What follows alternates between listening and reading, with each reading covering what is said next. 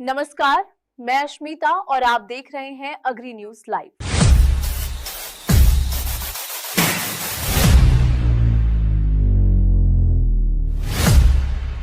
जनवरी 2026 में गेहूं के बाजार का रुझान क्या बनेगा?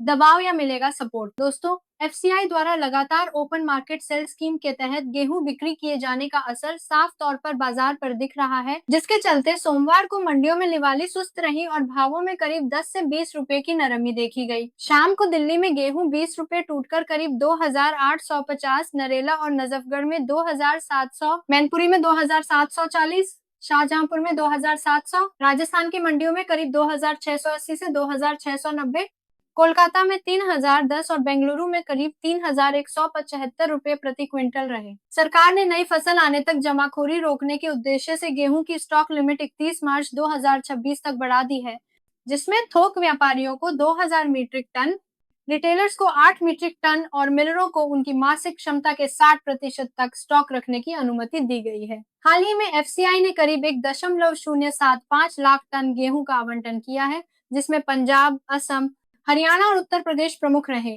और रिजर्व प्राइस 2,550 से 2,924 रुपए प्रति क्विंटल के दायरे में रखा गया। आगे फरवरी से गुजरात में फसल की आवक शुरू होने की संभावना है, जहां इस साल रिकॉर्ड 13.24 लाख हेक्टेयर रबी बुवाई हुई है, जिससे राजकोट और गोंडल जैसी मंडियों में सप्लाई बढ़ेगी और उत्तर भारत के बाजारों पर दबाव आ सकता है, खासकर जब गुजरात से पश्चिम और दक्षिण भारत के मिलरों को सीधी आपूर्ति होगी। मौजूदा भाव एमएसपी 2,425 से ऊपर जरूर हैं, लेकिन गुजरात की संभावित आवक 2,550 के आसपास बड़े प्रोसेसरों के लिए विकल्प बन सकती है।